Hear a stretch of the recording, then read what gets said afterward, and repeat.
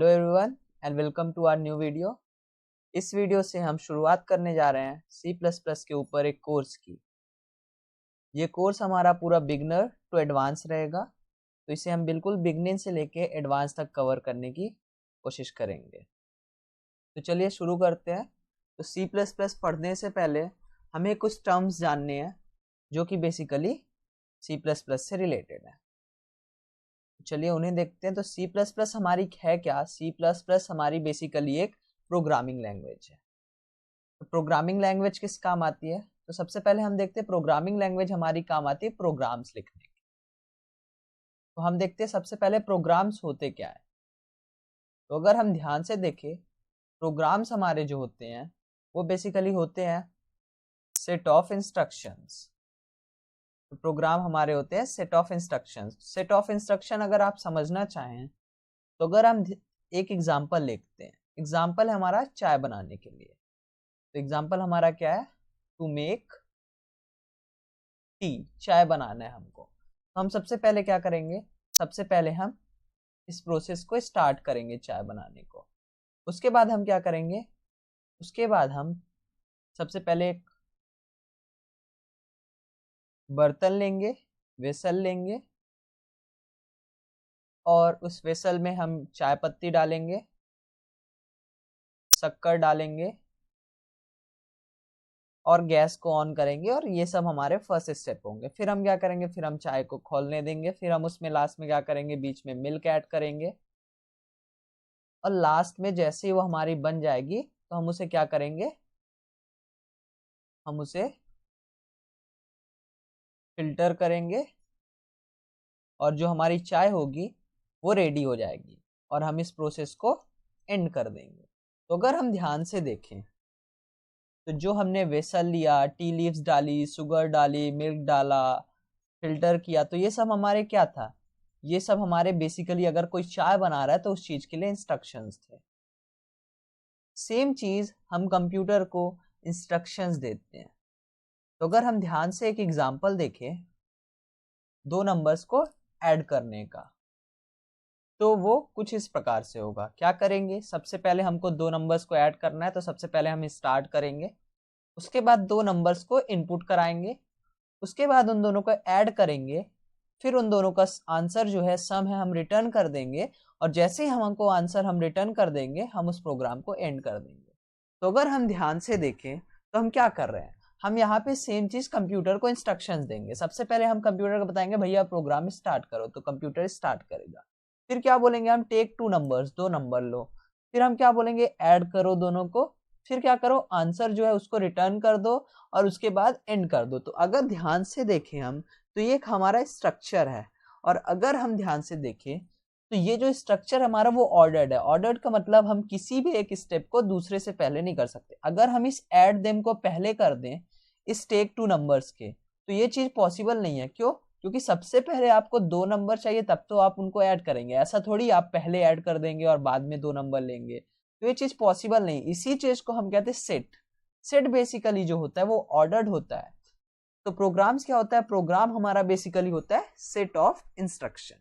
तो पहला टर्म हमें ध्यान में रखना है। सेकेंड टर्म जो आता है वो होता है व्हाट इज प्रोग्रामिंग। प्रोग्रामिंग क्या होती है? प्रोग्रामिंग बेसिकली जो प्रोग्राम हम लिखते हैं उसी आर्ट को हम कह देते हैं प्रोग्रामिंग। तो प्रोग्रामिंग क्या होती है? प्रोग्रामिंग बेसिकली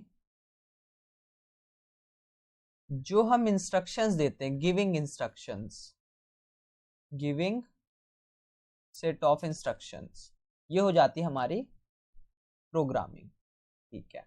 नेक्स्ट टर्म जो हमें देखना है वो है प्रोग्रामिंग लैंग्वेज क्या होती है। तो अगर हम ध्यान से देखें प्रोग्रामिंग लैंग्वेज को, programming language is the language in which developer gives instruction to the computer. तो प्रोग्रामिंग लैंग्वेज क्या होती है? प्रोग्रामिंग लैंग्वेज हमारी लैंग्वेज होती है एक जिसमें जो डेवलपर होते हैं या फिर प्रोग्रामर होते हैं वो क्या करते हैं? Language in which developer gives instruction to computer. क्या करता है? जो डेवलपर होता है वो इंस्ट्रक्शंस देता है, गिव्स इंस्ट्रक्शन टू कंप्यूटर। ठीक है, नेक्स्ट टर्म जो हमें जानना है वो होता है कंपाइलर। तो कंपाइलर क्या होता है? तो कंपाइलर हमारा होता है एक सॉफ्टवेयर जो कि बेसिकली हमारे इस कोड को बाइनरी में चेंज करता है। It is a software which changes high level language to low level language. तो यहाँ पे हम आते हैं हाई लेवल लैंग्वेज और लो लेवल लैंग्वेज में। तो हाई लेवल लैंग्वेज कौन सी लैंग्वेज होती है? हाई लेवल लैंग्वेज वो लैंग्वेज होती है जो हमें समझ आती है। तो अगर हम ध्यान से देखें हाई लेवल लैंग्वेज कौन कौन सी होंगी? हाई लेवल लैंग्वेज हो जाएंगी हमारी जावा, जो कि बेसिकली ह्यूमन रीडेबल होती हैं, C++, पाइथन, सी, रूबी एक्सेट्रा। इस टाइप से बहुत सारी हाई लेवल लैंग्वेज होती हैं। फिर अगर हम लो लेवल लैंग्वेज देखें, लो लेवल लैंग्वेज क्या होती है? लो लेवल लैंग्वेज होती है basically binary language. Binary language क्या होती है? जो कि 0 और 1 बस यूज करे। तो अगर हम ध्यान से देखें कंप्यूटर क्या होता है? कंप्यूटर हमारा बाइनरी लैंग्वेज समझता है और हम बाइनरी लैंग्वेज को इजीली प्रोसेस नहीं कर पाएंगे, क्योंकि बाइनरी लैंग्वेज में 01 01 01 और इस हिसाब से इसी दो नंबर के कॉम्बिनेशन से हर चीज को लिखा जाता है।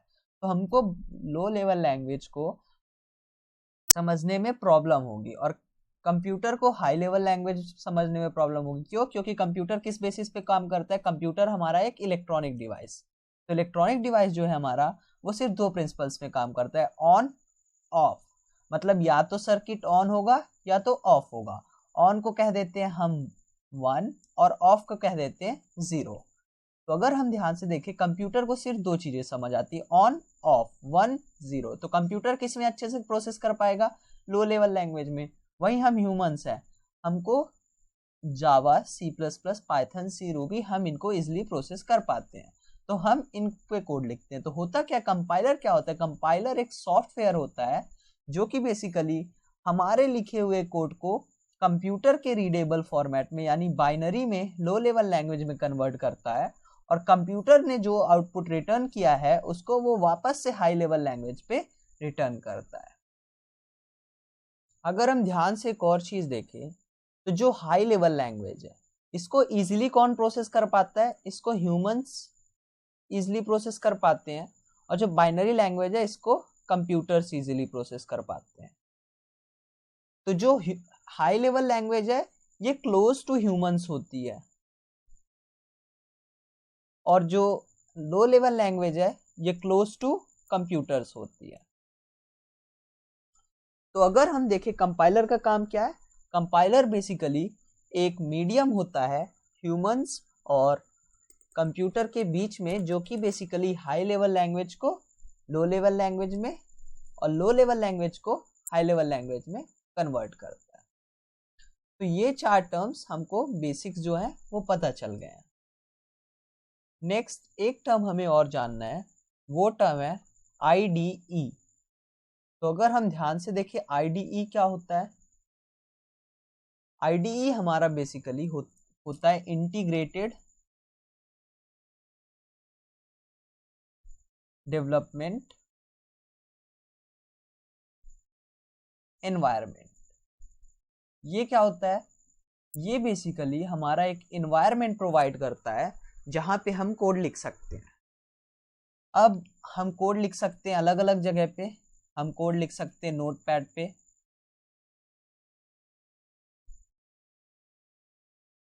उसके अलावा हम किसी भी टेक्स्ट एडिटर में, विम में, VI में, Gedit में, हम कहीं पे भी कोड लिख सकते हैं। ठीक है, तो हम IDE का यूज क्यों करें? तो अगर हम ध्यान से देखें हम नोटपैड में कोई प्रोग्राम लिखते हैं तो होता क्या है, हमने वो प्रोग्राम लिखा, अब हमको क्या करना पड़ता है?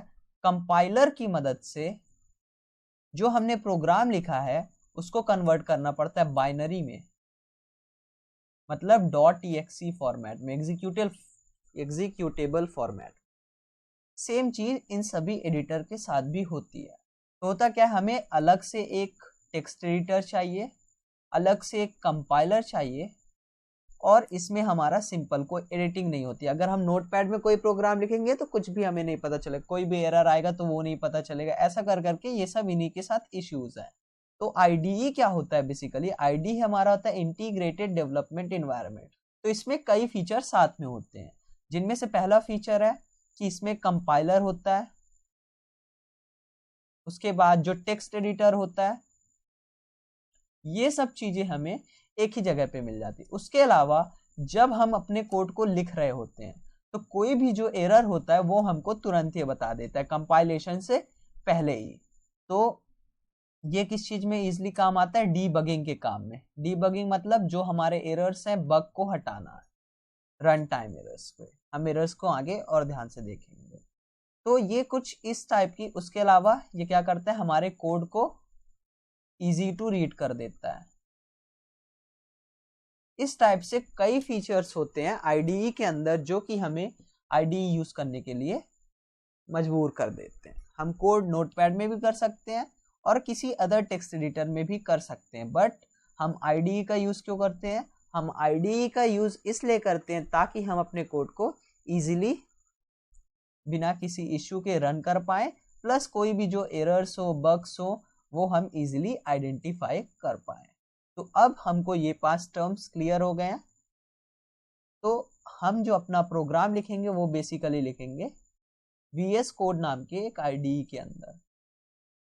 तो आई होप आपके में VS कोड इंस्टॉल्ड होगा। अगर नहीं होगा तो हम उसे नेक्स्ट वीडियो में कराएंगे। तो अभी के लिए आप ये 5 टर्म ध्यान से देख लीजिए। मिलते हैं नेक्स्ट वीडियो में। Thanks for watching the video.